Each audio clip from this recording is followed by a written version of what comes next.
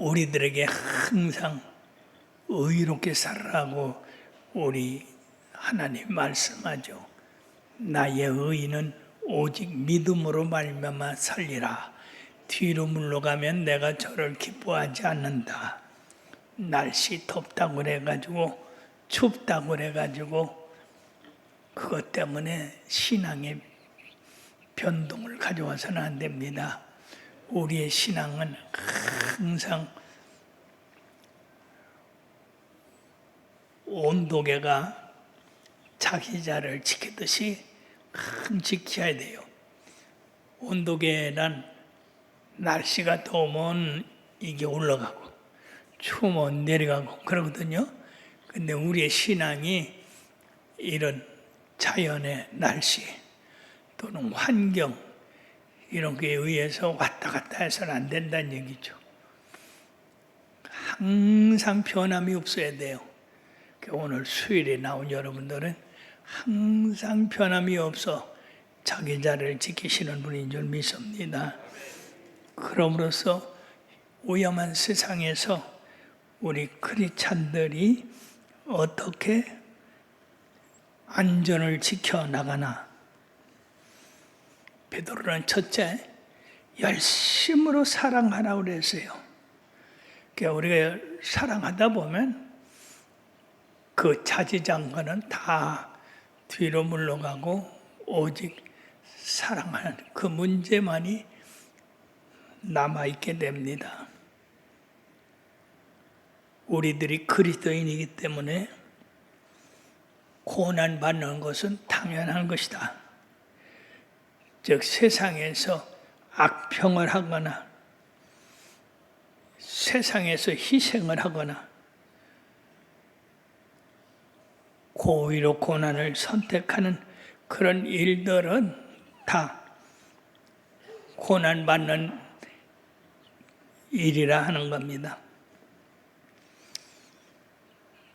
그러므로 그리스도를 위한 중심으로 고난받음은 주님이 함께 하심으로 도리어 그것이 축복이 된다. 혹시 예수 믿는 것 때문에 핍박을 받는 사람이 있습니까? 두려워하지 마시기 바랍니다. 우리 하나님이 축복을 주신다고 말씀하고 있어요. 그러므로서 그리스도인에 대한 변론이 따라가는데 그리스도인의 변론은 합리적이어야 된다. 15절, 16절에 너희 마음을 그리스도 주께 삼아 거룩하게 하고 너희 속에 있는 소망에 관한 이유를 묻는 자에게는 대답할 것을 항상 준비하되 온유와 두려움으로 하라. 그리고 선한 양심을 가지라.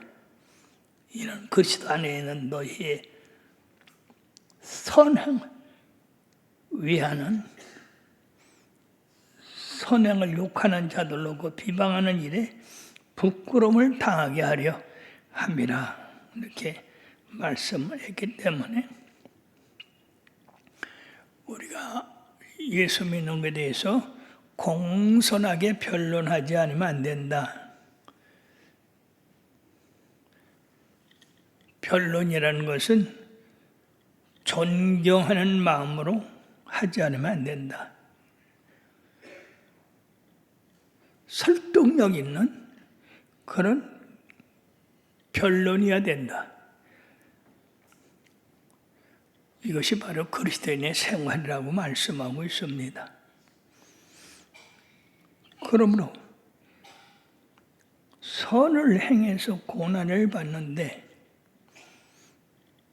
이것은 그리스도 삶의 모범이 되는 겁니다. 그리스도의 그 과업은 단 한 번의 과업이고 또다시 반복할 수 있는 게 아니다라는 게.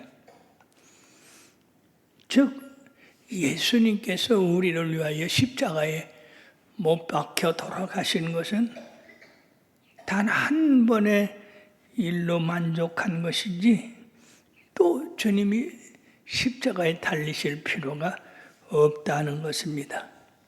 왜냐하면 예수님께서 십자가에 달리신 것은 우리 죄를 담당하시고 사하시기 위해서 그렇게 하셨기 때문에 이런 희생의 원리는 다시 필요가 없다는 얘기예요.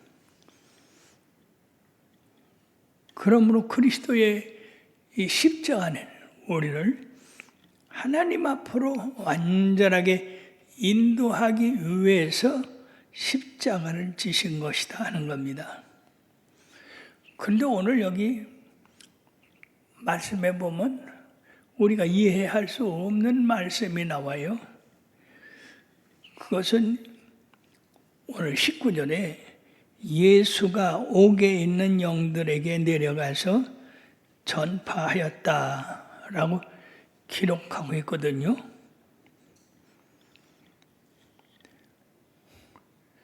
이것은 우리들이 배우지 않은 겁니다. 즉 무슨 얘기냐면은 예수님이 십자가에 달려 돌아가신 후에 이틀 동안 무덤에 계셨잖아요. 그 무덤에 계실 때에 지옥에 내려가서 지옥에 있는 영들에게 복음을 증거하셨다고 하는 겁니다. 참으로 이제까지 우리는 성경에서 이런 얘기를 들어보지 못했는데 요한일서에 또 나와요. 이런 이야기가.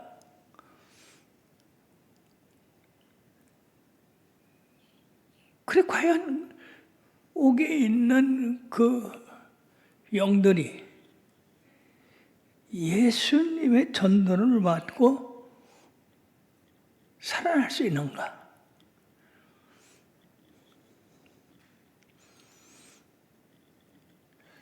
또 그런 얘기가 있어요. 노아의 홍수 때 노아가 방주를 만드는 동안에 하나님을 믿지 않고 죽은 영혼들 얼마나 많겠어요. 그 영혼들이 다 물에 장사돼서 지옥에다 들어갔거든요.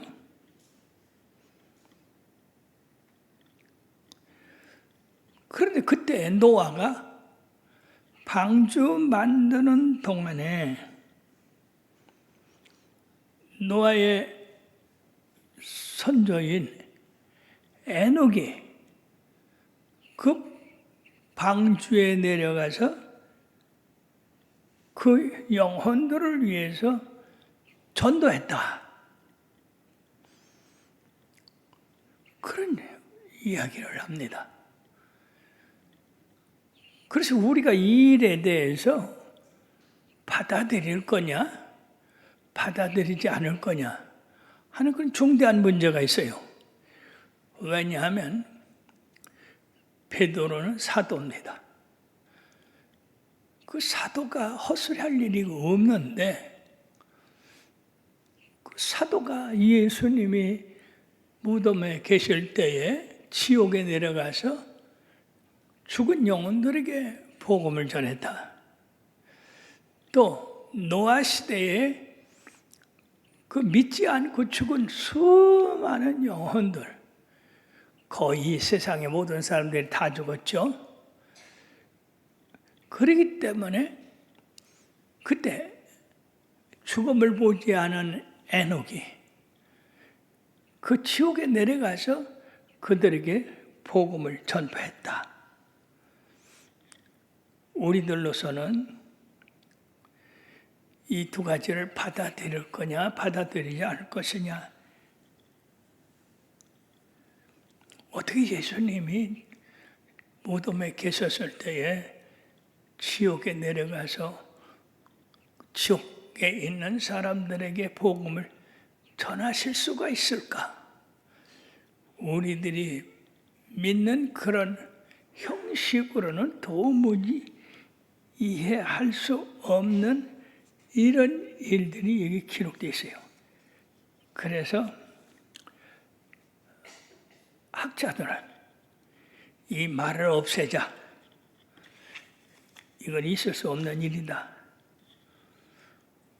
그런데 이걸 없앨 수 없는 것이 베드로와 같은 그런 하나님의 수제자가 이런 얘기를 했다는 것은 이것은 보통 일이 아니다는 얘기죠.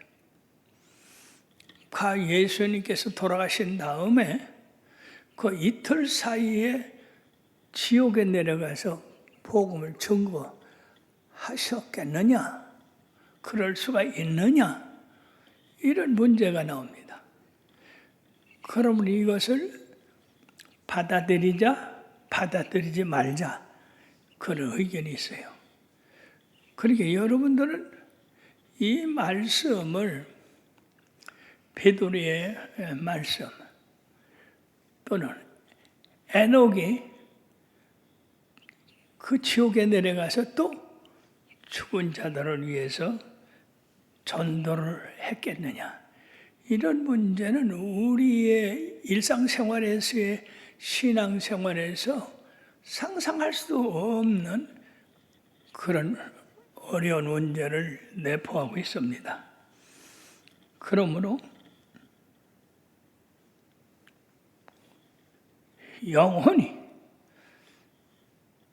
영혼이 살으니까 아마 그 영혼 중에서 기회를 못 얻어서 못 믿어가지고 구원받지 못한 그런 사람들 위해서 구원의 손길을 뻗치기 위해서 이처럼 에녹이 지옥에 내려가서 노아 시절에 죽었던 그 수많은 영혼들을 전도했다는 얘기가 있고 또 예수님이 십자가에 달려 돌아가시고 이틀 동안의 무덤에 계셨을 때에 그 영이 구원받지 못한 지옥에 있는 영들에게 내려가서 복음을 전거했다. 그런 이야기는 우리 믿는 사람들로 말미암아 참으로 황당하기 짝이 없는 말씀이에요.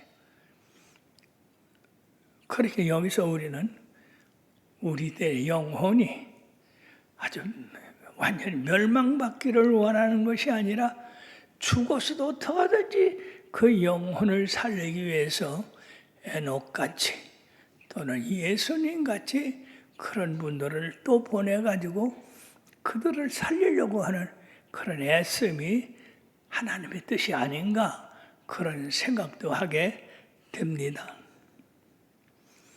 그러므로 우리들이 이 문제에 대해서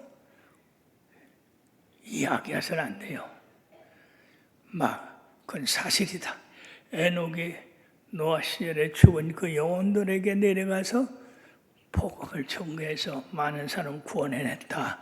그런 말을 한다든지 또 예수님 십자가에 달려 돌아가신 후에 이틀 동안 무덤에 계셨을 때에 예수 안 믿고 죽은 그 영혼들에게 가서 전도하셨다.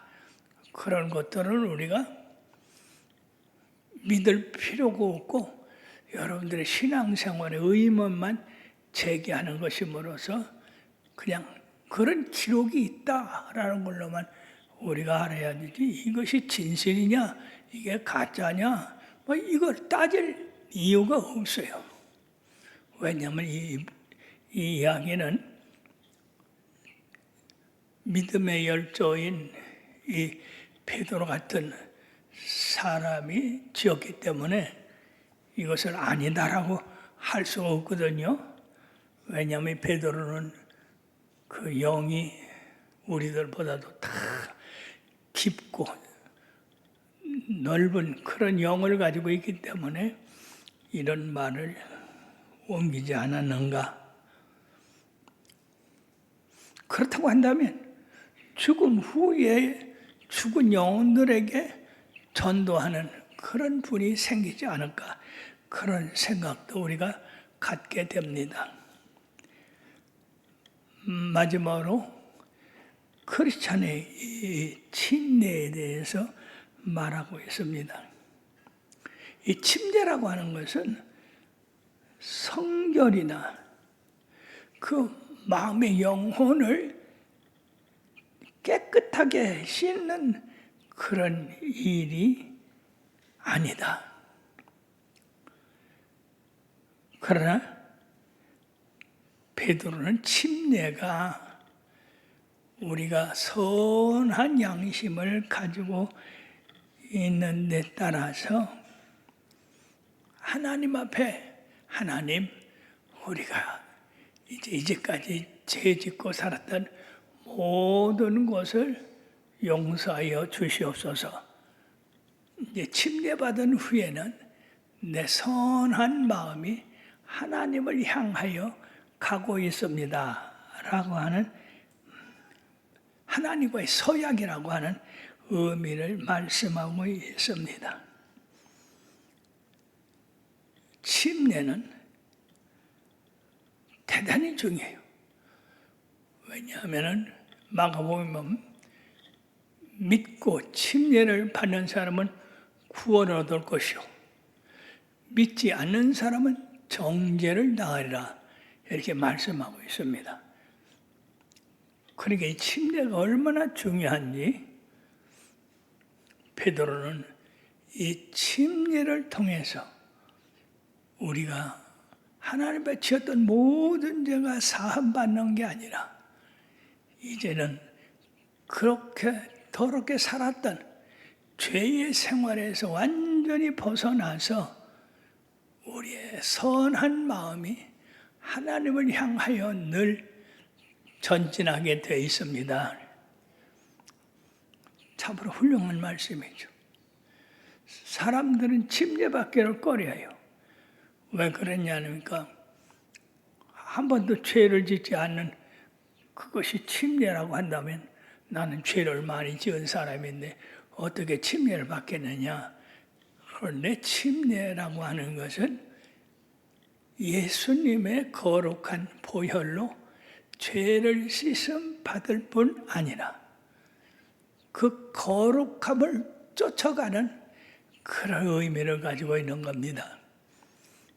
그러므로 침례를 받을 때 나는 죽고 내 속에서 예수님이 사시는 것이다. 내 속에서 이제 예수님이 살으니까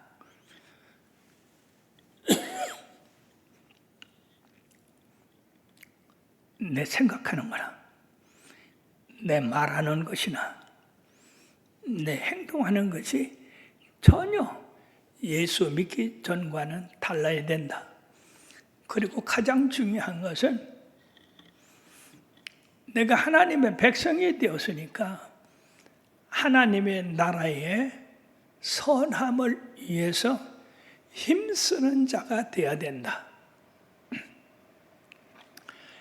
이제까지는 무관심하고 혹은 회방하고 방해했던 그것을 다 버리고 주님 나라를 위해서 함께 힘을 모으는 사람이 되었다 하는 것이 굉장히 중요합니다.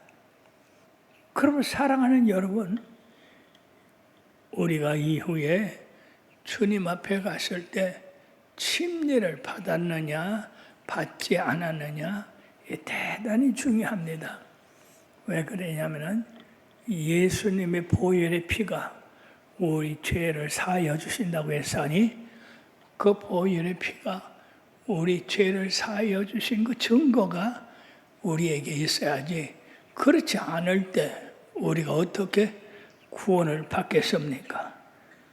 그러므로 사랑하는 여러분들이요, 예수님은 단번에 우리를 위하여서 죽으심으로 말미암아 우리가 하나님 앞으로 인도되어서 이제는 하나님 안에서 살게 하기 위해서 우리를 위하여 돌아가셨다는 것입니다. 여기 그들은 전에 노아의 방주를 준비할 동안 하나님의 오래 참고 기다릴 때에 복종하지 아니하던 자들이라. 방주에 물로 말미암아 구원을 얻은 자 몇 명뿐이니 겨우 8명이라. 이렇게 하나님의 그 마음을 만족하지 못했다는 겁니다. 적어도 100명이면은 막 60, 70명은 구원을 받아야 되겠지 않겠냐. 이것이 하나님의 기준으로 생각할 때에 노아 때는 그 세상에 얼마나 많은 사람들이 살았어요. 그런데 그 많은 사람들을 100명이라 친다면 적어도 100명 가운데 50명 이상은 구원을 받아야 되지 않겠어요? 근데 8명밖에 구원을 못 받았다면 그러면 90명이 넘는 그 영혼들이 다 어디 갔느냐? 다 지옥에 갔다 그죠. 그러니까 하나님께서 정말로 믿지 않아서 이렇게 많은 사람이 지옥에 갔으니 혹시 그 가운데에 억울하게 간 사람도 있을 수 있다. 그러니까 기회를 한 번 더 주자. 그래서 그 기회가 죽은 영혼들에게 에녹을 보내가지고 전도한 거하고 예수님을 보내서 전도한 것, 그렇게 말씀해서 되도록이면 죽은 자들까지도 예수를 믿고 하나님을 믿고 구원받게 함으로 말미암아서 하나님의 뜻이 이 땅에 어느 정도 성취되는 것을 하나님이 원하시는 게 아닌가. 우리가 말해요, 이 출애굽을 생각해 보면요, 하나님이 다수의 구원을 허락지 아니하시다고 했어요. 잘 들어야 됩니다. 다수의 구원을 하나님이 허락지 아니했다. 이 말씀은 뭐냐면은 출애굽한 이스라엘 백성들은 다수입니다. 200만에서 250만입니다. 그런데 그 가운데서 세상에 우리가 성경을 자세히 읽어보면 그 레와 족속이나 여호수아, 칼렙 같은 아주 극한적인 그런 사람만이 구원을 받았어요. 그럼 다른 사람들은 다 하나님의 말씀을 어기고 불순종하고 하나님을 거역했으므로 광야에 엎드렸습니다. 하나님이 원하신 것은 다수가 아니란 얘기죠. 하나님이 다수가 구원받기를 원했지요.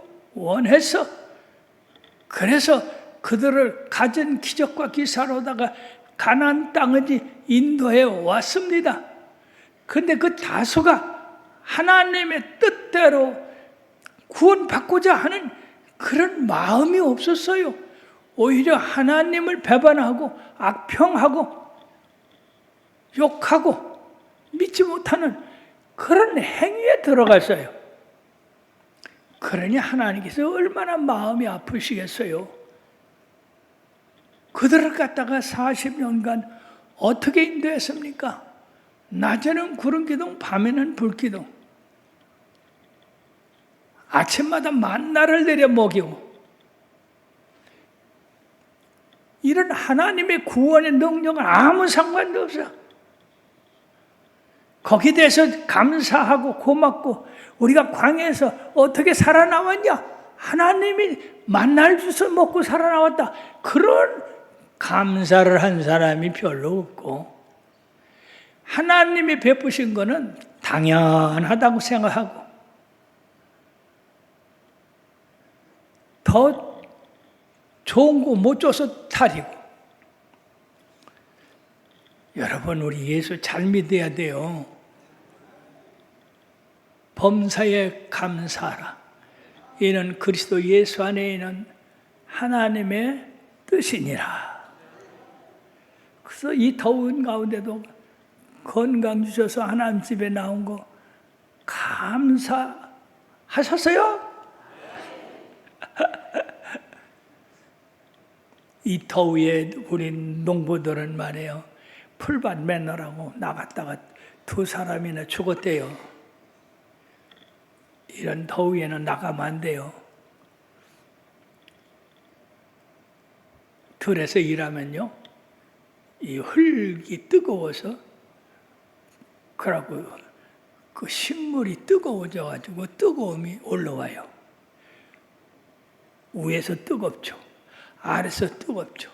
숨을 못 쉬어서 죽게 되는 겁니다. 그러니 특히 약한 사람들은 이런 더위에 들에 나가서는 안 됩니다. 큰일 나요. 우리 하나님 앞에 참으로 감사하기는커녕 더 못 받아서 불평하고 원망하는 사람들이 있어요. 참으로 인생은 악합니다. 그렇기 때문에 다수를 기뻐하지 않는다. 정신 차려야 됩니다. 우리 교인이 3만이라도 3만이 다 구원받는 게 하나님의 뜻이고 우리들의 열망이죠. 그러나 하나님은 3만 명이 다 구원받기를 원하지만은 그 사람들이 다 구원받을 믿음을 갖느냐? 갖지 못했다는 얘기죠. 그러면 사랑하는 여러분, 우리가 항상 선한 마음을 가지고 생활해야 될 줄 믿습니다. 우리가 선한 마음을 가지고 선한 뜻을 행할 때 세상 사람들이 혹이나 욕할 수도 있어요. 그러나 우리가 선을 행함으로써 우리들 아름다운 역사가 있습니다. 우리가 교회를 시작하고 질 때 얼마나 많은 사람들이 부정적인 생각을 했습니까? 저거 못 이룬다. 저거 부도난다. 저거 망한다. 또 여기 있는 사람들 중에는 야, 이 빚을 우리가 갚아야 되는데 우리가 어떻게 갚냐? 그러고 도망가야 된다. 떠나야 된다. 이런 비방 가운데 우리가 든든하게 누가 뭐라지 간데 하나님은 살아계시다. 하나님께서 이루신다. 하나님께서 역사하신다. 그대로 됐지 않습니까? 믿음대로. 믿음대로. 그러므로 아무리 불행 가운데 있어도 사랑하는 여러분, 믿음을 가지시길 바랍니다. 세상에 우리가 망한다고 그랬어요. 세상에 우리가 부도난다고 그랬어요. 왜냐하면 여기 있는 사람들 재산으로는 이 빚을 갚을 수가 없다고 했기 때문에. 그렇죠. 우리 재산 다 합쳐도 200억이 안 되니까 안 된다. 이라고 장로 중에 한 사람이 얘기하고 떠났어요. 근데 하나님이 200억밖에 안 됩니까? 하나님은요, 200억 아니라 2천억, 2만억도 되는 줄 믿으시길 바랍니다. 하나님이 하시고자 하면은요, 능치 못할 일이 없는 겁니다. 사랑 여러분, 말세를 당해서 지금 여러분들 소식 듣지요? 어떤 때는 텍사스는 세상에 비가 와서 100여 명이 떠내려가 죽고, 야외 활동으로 나갔던 여학생들 21명이 떠내려가서 죽고, 저 스페인은 산불이 나서 꺼지지 않아서 죽고, 지금 세상은 난리 중에 난리입니다.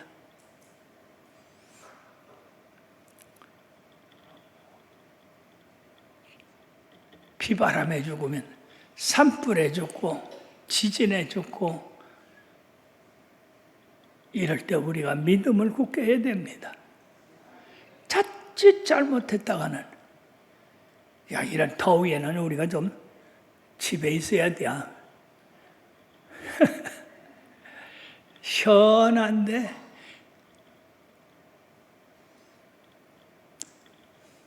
찬물을 먹으면서 찬물로 샤워도 하면서 이렇게 있어야지, 괜히 교회 간다고 그 뜨거운 햇볕에 뜨거운 공기에 우리 큰일 나. 여러분들 그렇게 해야 되겠어요. 그저 나는 우리 주님이 보호하시고 지키실 때문에 내가 죽을 때가 되면 죽겠지. 살아, 여러분. 죽을 때가 됐는데도 살아? 에? 따라합시다. 내가 죽을 때가 되면 하나님 앞에 갈 거야. 그동안에는 살아야 돼. 하나님의 영광을 위해 살아야 돼. 예, 우리들이 모두 이런 믿음을 가지고 살아갈 때 우리 주님이 여러분들의 마음에 가진 그 선함을 축복해 주시고 건강하게 해 주시고 넉넉하게 해 주셔서 죽음 다음에 무덤에 가서 전도받는 게 아니라 살아있을 때 우리가 예수 잘 믿어서 그 나라에 이르게 돼야 될 줄로 믿습니다. 기도합시다.